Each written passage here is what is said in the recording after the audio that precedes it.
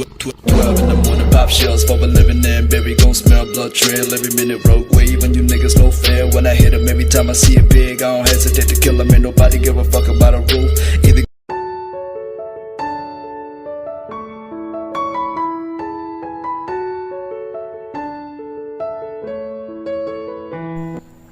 Assalamualaikum warahmatullahi wabarakatuh.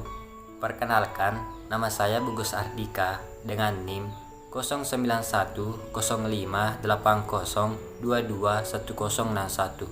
Prodi Pendidikan Bahasa Indonesia Fakultas Keguruan dan Ilmu Pendidikan Universitas Muhammadiyah Sidenden Rapa. Pada kesempatan kali ini, saya akan menjelaskan materi tentang belajar dan pembelajaran. Adapun materi pertama yaitu pengertian pembelajaran. Pembelajaran secara sederhana dapat diartikan sebagai sebuah usaha mempengaruhi emosi, intelektual, dan spiritual seseorang agar mau belajar dengan kehendaknya sendiri. Melalui pembelajaran akan terjadi proses pengembangan moral, keagamaan, aktivitas, dan kreativitas peserta didik melalui berbagai interaksi dan pengalaman belajar. Adapun yang kedua, tujuan pembelajaran. Menurut Hadujo, tujuan belajar dapat diapresiasikan dengan mendeskripsikan 1. Situasi yang dihadapi peserta didik, misalnya memberi pertanyaan, bentuk yang mana dari gambar-gambar berikut ini yang merupakan bangun ruang balok.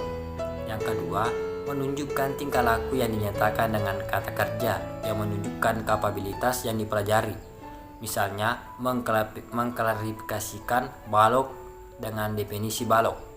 Yang ketiga, tindakan yang dilakukan peserta didik, menunjukkan hasil belajar, misalnya memilah-milah bentuk bangun ruang yang berbentuk balok. Adapun materi yang ketiga yaitu model-model pembelajaran. Ciri-ciri model pembelajaran yang baik adalah sebagai berikut. Adanya keterlibatan intelektual dan emosional peserta didik melalui kegiatan mengalami, menganalisis, berbuat, dan pembentukan sikap. Adanya keikutsertaan peserta didik secara aktif dan kreatif selama pelaksanaan modal pembelajaran.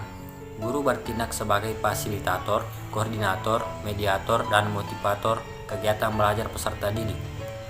Penggunaan berbagai metode, alat, dan media pembelajaran. Adapun materi yang keempat yaitu prestasi belajar.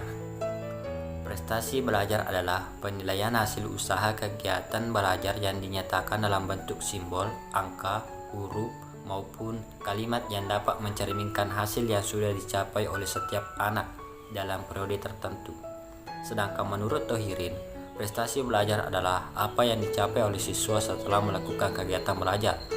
Dengan mengetahui prestasi belajar siswa, dapat diketahui kedudukan anak dalam kelas. Apakah anak itu termasuk kelompok anak-anak yang pandai, sedang, atau kurang. Prestasi belajar seseorang sesuai dengan tingkat keberhasilan siswa itu dalam mempelajari materi pelajarannya dinyatakan dalam bentuk nilai atau rapor setiap bidang studi setelah mengalami proses belajar mengajar. Adapun materi yang kelima yaitu motivasi belajar. Motivasi belajar adalah keseluruhan daya penggerak yang ada dalam diri individu yang menimbulkan kegiatan belajar dan memberi arah kegiatan belajar siswa untuk mencapai tujuan yang dikehendaki oleh siswa yang bersangkutan sebagai subjek belajar. Adapun materi yang keenam yaitu teori-teori belajar. Berkaitan dengan belajar, ada beberapa teori yang dapat digunakan dalam pendidikan di sekolah, dan untuk memilih teori belajar mana yang terbaik tergantung dari tujuan pembelajaran itu sendiri. Teori tersebut antara lain: yang pertama, teori belajar dari psikologi behavioristik. Yang kedua, teori belajar dari psikologi kognitif. Yang ketiga, teori belajar sosial. Yang keempat, teori belajar dari psikologi humanistik. Adapun materi yang ketujuh yaitu tahap-tahap dan fase-fase dalam proses belajar. Dalam proses belajar, manusia melakukan beberapa tahapan. Karena itu dapat merubah suatu perilaku. Diperlukan usaha dan tahapan sedikit demi sedikit Sebab ini membutuhkan kemauan yang kuat, usaha yang besar, dan latihan yang lama. Demikian juga dalam proses belajar. Berikut ini tahap dalam proses belajar menurut Jerome S. Bruner.